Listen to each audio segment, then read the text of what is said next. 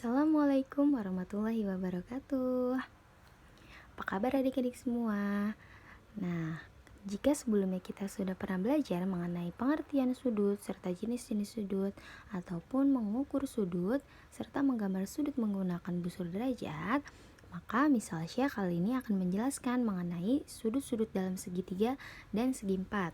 Yang pertama, sebelum kita menghitung sudut-sudut dalam segitiga, kita harus mengetahui dulu bahwa berdasarkan besar sudutnya, segitiga itu dibagi menjadi 3 jenis, yaitu segitiga siku-siku, segitiga lancip, dan segitiga tumpul. Segitiga siku-siku itu besar salah satu sudutnya adalah 90 derajat. Nah, di sini contohnya, di sini 90 derajat karena cuma salah satu, berarti satu aja. Itu contoh segitiga siku-siku. Di sini besarnya 90 derajat. Ini sudut yang lain, sudut yang lain. Biasanya kalau sudut siku-siku itu ditandai dengan seperti ini. Terkadang ada tandanya, terkadang tidak. Tetapi yang penting kalau misalkan mengetahui sudut siku-siku itu, dia itu yang pasti saling tegak lurus. Itu namanya sudut siku-siku. Kemudian yang kedua adalah sudut lancip. Sudut lancip itu besarnya adalah kurang dari 90. Berarti lebih kecil dari si siku-siku. Nah, sudutnya ini kurang dari 90. Seperti contoh nih.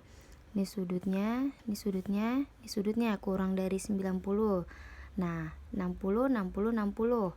Karena segitiga itu adalah jumlah sudutnya 180, maka karena ada 3 sudut dan kurang dari 90, maka adalah 60, 60, 60. Kemudian yang terakhir adalah segitiga tumpul. Segitiga tumpul itu kalau yang tadi lancip kurang dari 90, kalau si tumpul itu lebih dari 90 atau kurang dari 180. Ingat ya pengertian sudut tumpul. Nah, tapi nggak semuanya itu lebih dari 90. Hanya salah satu sudutnya aja lebih dari 90. Nah, yang lebih dari sudut 90 contohnya di sini adalah sudut ini 110. Sudut yang lainnya kita tidak tahu atau kita harus cari. Kemudian contoh soal. Sebelumnya kalian harus mengetahui syarat dari ketiga jumlah sudut dalam segitiga. Ketiga jumlah sudut dalam segitiga itu adalah 180. Entah bagaimanapun segitiganya. Segitiga diri, tidur, miring, kanan, kiri, itu jumlahnya adalah 180. Jumlah ketiga titik sudutnya. Contohnya seperti di sini. Tentukan besar sudut ACB. Sudut ACB. Berarti ACB yang ditanya adalah sudut C. Karena jumlah besar sudut pada segitiga adalah 180 derajat, maka untuk mencari salah satunya adalah dengan 180 dikurang sudut yang sudah diketahui. Untuk mencari sudut, karena yang di sini yang ditanya adalah sudut ACB, maka 180 dikurang sudut yang diketahui atau sudut BAC. BAC berarti sudut A, dan sudut ABC berarti sudut B, yaitu 180 dikurang 70 tambah 50. 180 kurang 120, 60. Berarti di sini sudut C adalah 60 derajat. Next. Selanjutnya adalah sudut-sudut dalam segi empat. Kalau tadi di dalam segitiga jumlah ketiga sudutnya adalah 180, maka kalau dalam segi empat jumlah keempat sudut pada segi empat adalah 360. Oke, diingat-ingat ya. Kalau segitiga itu jumlah ketiga sudutnya 180. Kalau segi empat 360. Nah, contohnya seperti ini nih. Karena ini adalah persegi dan dia siku-siku semua, sedangkan dalam segi 4 itu adalah 360, berarti 90, 90, 90, 90. Kemudian bangun segi 4 yang di sampingnya. Di sini segitiga siku-sikunya ada 2, berarti ini 90, 90. Di sini ketahuan 135. Di sini 4, 5. Jadi jumlah keempat sudutnya jika kalian hitung adalah 360. Atau dengan kata lain, sudut A, sudut B, sudut C, sudut D adalah 360 ya. Oke, latihan soal. Di sini ada gambar segi 4. Tentukan besarnya sudut B. Sudut B yang ini berarti ya. Karena yang diketahui jumlah sudut pada segi 4 adalah 360, maka untuk mencari sudut B, satu-satunya sudut yang tidak diketahui adalah dengan 360 atau jumlah sudut segi 4 dikurang jumlah sudut yang diketahui. Berarti yang diketahui kan sudut A, sudut C, sudut D. Untuk mencari sudut B, maka 360 dikurang 90 tambah 90 tambah 52. 90 tambah 90, 180. Tambah 52, 232. 360 dikurang 232 adalah 128. Maka diketahui di sini adalah sudut B adalah 128. Nah, 90 itu adalah sudut siku-siku. Ini juga sudut siku-siku. 52 adalah sudut lancip. Ya, diinget-inget ya, sudut lancip. Karena dia kurang dari 90. Kemudian sudut B itu adalah sudut apa? Sudut tumpul, karena dia lebih dari 90 dan kurang dari 180. Oke, coba kita latihan. Kita latihan pakai nomor 1.